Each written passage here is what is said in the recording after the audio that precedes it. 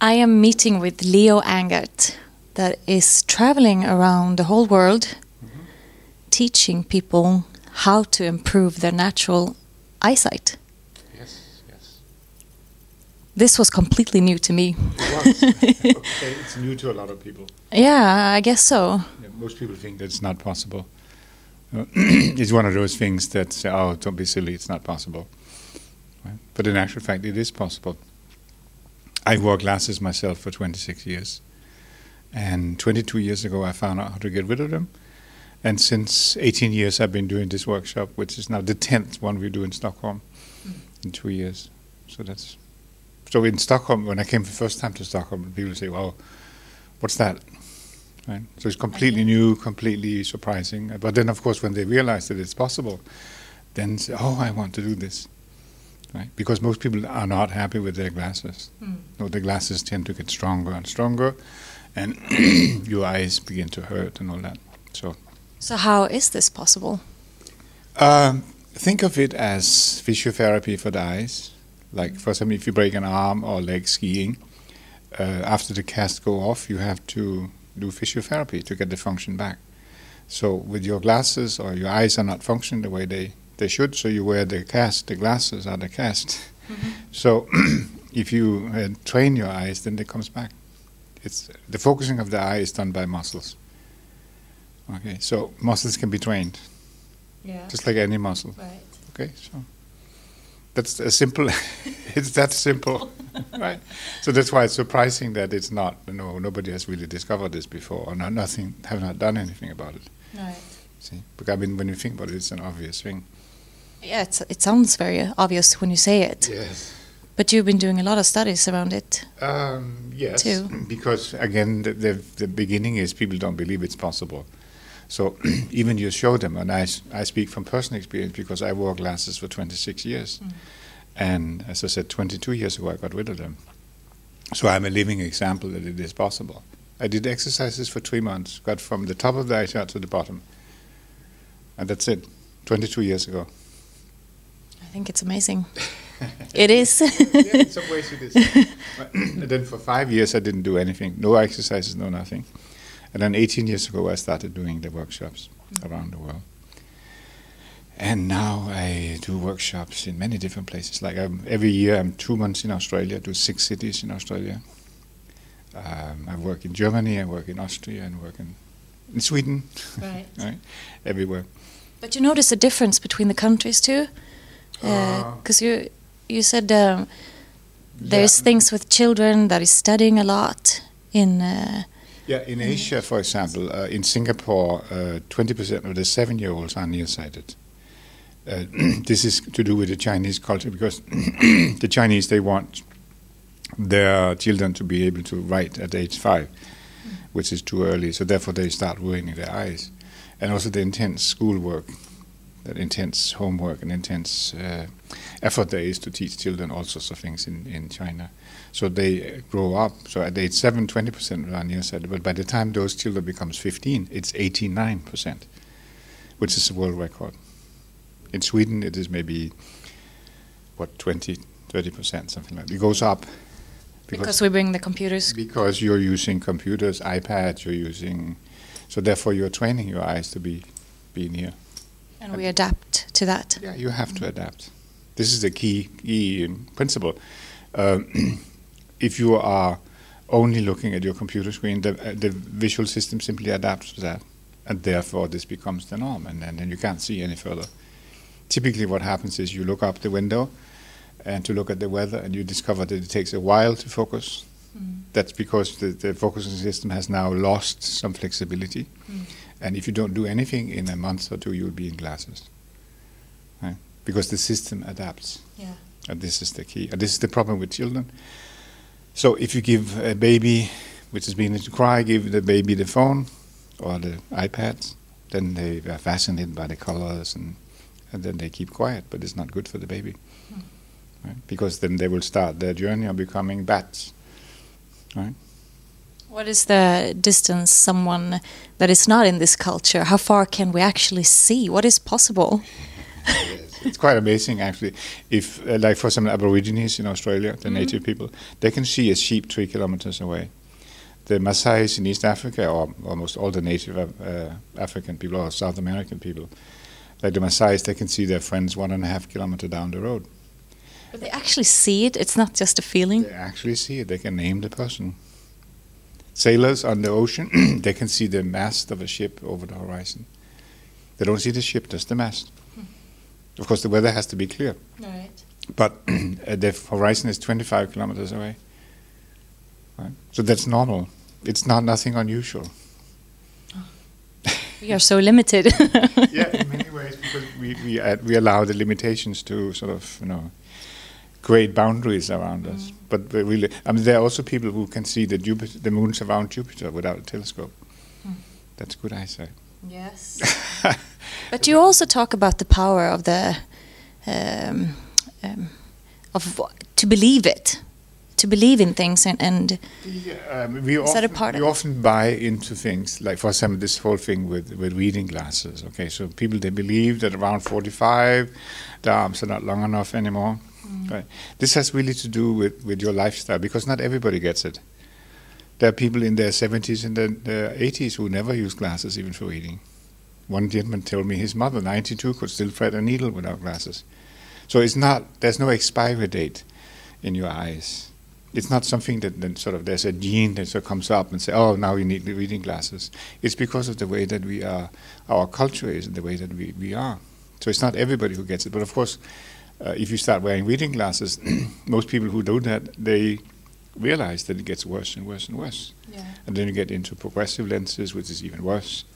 And then you start this whole thing, and then your distance vision is suffered, and you can't drive anymore without glasses, and now you need glasses for driving too. Before, you were perfectly okay. You just didn't, your arms were not long. You need glasses for reading, but soon you go stronger and stronger. When you get more than +2, you can't drive anymore without glasses. See? Yeah. So the glasses are the reason that this happens. If you didn't wear glasses, then it wouldn't happen. It wouldn't? No. The glasses, I mean, there are research that supports this, that glasses actually make the situation worse. Okay, so if you're nearsighted, you put nearsighted glasses on, then you become more nearsighted. And if you put plus lenses on for reading glasses, you become more farsighted. Yeah. Right? So there's the scientific evidence for that. It's not just one, there are many. Right? But this is not eye doctors or optometrists, this is biologists. Right? So it's a different field, so it doesn't necessarily translate. Right? And also, of course, if you sell glasses, this is not the kind of information that you want to get out. Right? No, what do they think about this, these techniques? Optometrists are concerned about it because they sell glasses. So if you don't sell glasses, then they don't eat.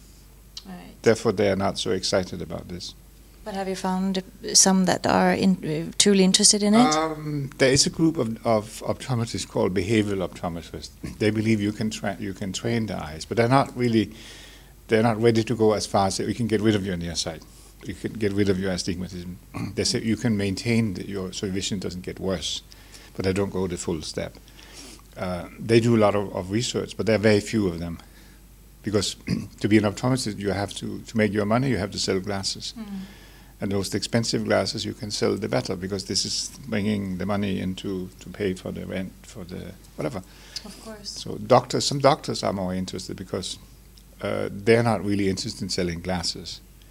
This is sort of number 3 and number 4 in their thinking. So they're more open to this possibility.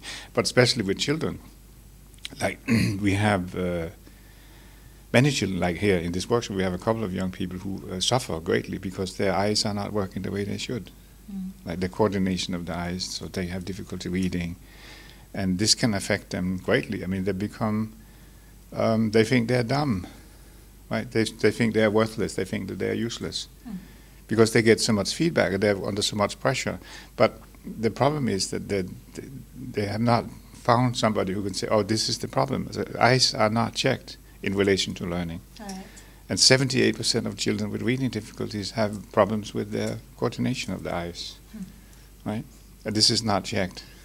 So if you check it, then you can begin to correct it. And then, in many cases, like miraculous, then a couple of days later, a couple of weeks later, they're okay. No more dyslexia. Yeah, and I did meet some of the young Yes.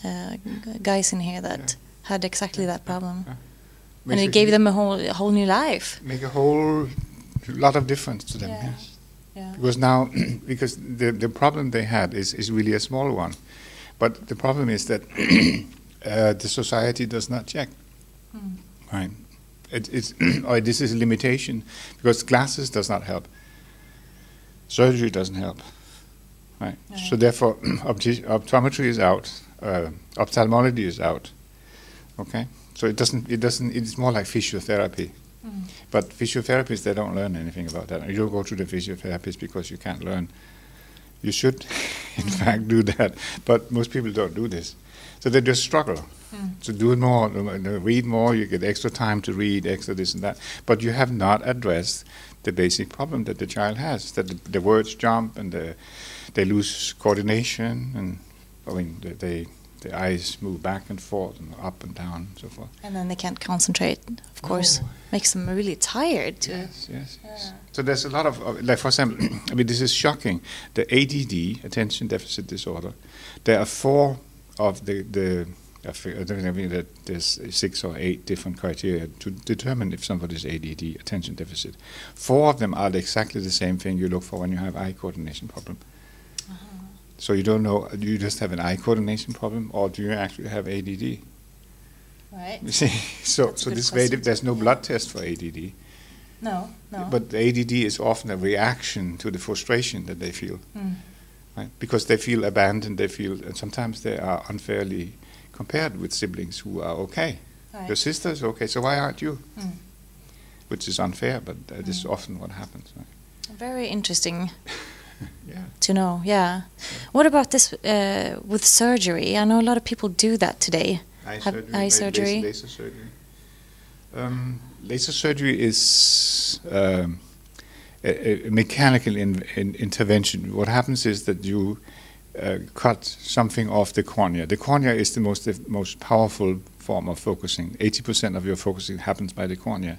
So if you reduce the thickness of the cornea, you have a huge impact on your ability to see. But the problem is that you're still nearsighted. You haven't changed the fact that you're nearsighted. You just have thinner eyes. And if you have thinner eyes, as you probably can imagine, so if something happened, that this would be the place that gives. And because there's no blood vessels in your eyes, it never completely heals. Right? So, and also, they usually forget to tell you that it doesn't last. It lasts for a couple of years, hopefully, but then you might need reading glasses. Okay. So, and also, since the near sight is still there, it can develop, right? Because you haven't addressed the problem. You just cut some of the eyes to see better, right? So it's a step better. Now the new thing is that they say, okay, why wear contact lenses? We can put the contact lens into your eye. So you have lens implants, which is great, fantastic. But these lenses are not easy to change, right? Without ruining the eyes, of course. Yeah.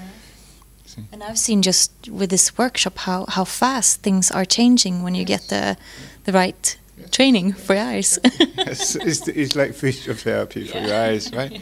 So it's a question of finding out which exercise to work for you. So it's not a miracle; it's hard work, really. So I can't do it for you. You have to do it yourself. Right. I can show you what will work, Yeah. and then you go out and do it. And sometimes there are dramatic examples. I mean, like people with very high degree of nearsight, for example, or with high degree of reading glasses. With a lot of work, they can basically reduce it, like from 13 diopters to nothing, right? Which is considered to be impossible. If you talk to a doctor, says, "Don't be silly, it's not possible." Right. Right. Well, I find it very interesting, and I wish for more people to find out about this so that they can choose for themselves. But you do have a book on the market, Improve Your Eyesight Naturally. There's a new book coming out called Read Again Without Glasses. So both books are in English. Yes. And so. But from what I understand, it's very easy to understand English. And also Swedish people speak English very well usually. So. But is it enough to get a book like this? If people feel like interesting, how can they? So read the book and maybe do some of the exercises. And if the book is enough, then it's great. Then you're done. But if you are confused, some people will say, I buy the book, get rid of my astigmatism. But now I want to get rid of my nearsight. So some people can learn from the book, and others just get the information but want to, because in the book you can't ask questions. Right. You know, and also you don't have the experience. In the workshop you have the experience. See? Yeah. So this gives you lots of background. The reading book has videos in it, so that goes one step further actually. Okay. But again, there are so many different kind of aspects, and people say, "Oh, this does." You don't match just the description in the book necessarily. This is the problem, because then we have to have a big, thick book like this, and then you're confused. Where in the book am I? Right. So it's very difficult to cover everything. You know, you can't. But perhaps if they are interested, they can find you somewhere around the world. There's a website that you can look at. Yes. Yeah. I will post that at the end. You can come and join the workshop in Sydney, for example, or in Sao Paulo, or Hong Kong. Right. You talk about energy exercises. You must have a lot of energy for the work that you do. Yes. But I try to make the journey is not so long. I don't fly from here to Australia, for example.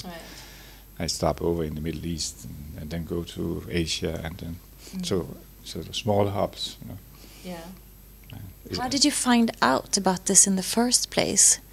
I wanted to get rid of my glasses myself, so I was searching around for things, and then I came across a book which contained this exercise about energy, and I did that, and I could feel that my eyes were stronger. So this was Friday evening, and I continued doing it every 2 hours, and Saturday lunchtime actually, I was able to read without glasses. Before, I needed glasses for reading and for distance. After that, I never used glasses for reading anymore. Was very excited, of course, and then Monday morning, I was determined to go to work without glasses. My world was sort of like a little bit shorter than arm's length, and the rest was the London fog, you know. By lunchtime, my eyes were really tired, and I had to put glasses back on. But I continued to do the exercises for the rest of the week. And by Friday, I could keep the glasses off the whole day. I didn't have 20/20 vision at that point, but I was okay to be without glasses. I could see the person across my table, and then 3 months later, basically, I didn't need to use glasses anymore, and after that, I never used them. Right. So. What a freedom. Yes. I'm looking... Then I didn't do anything for 5 years. So because people will always say, "Oh, do you have to do this exercise all your life?" And no. Right? So when it's not unnatural to have good eyesight. Right. See, and you use your eyes every day, don't you? Yeah.